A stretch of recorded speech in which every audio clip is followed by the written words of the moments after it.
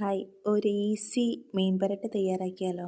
ചെറിയ ഉള്ളി, വെളുത്തുള്ളി, പച്ചമുളക്, തക്കാളി, ഉപ്പ് എന്നിവ എടുത്ത് മിക്സിയിലിട്ട് അരയ്ക്കുക. അതിനുശേഷം മല്ലിപ്പൊടി, മഞ്ഞൾപ്പൊടി, മുളക് പൊടി, അല്പം ഗരം മസാല പൊടി എന്നിവ ചേർത്ത് നന്നായിട്ട് മിക്സ് ചെയ്തിട്ട് അത് മീനിൽ തേച്ച് പിടിപ്പിക്കുക. എന്നിട്ട് 5 മിനിറ്റിന് ശേഷം അത് വറുക്കാം നമുക്ക്.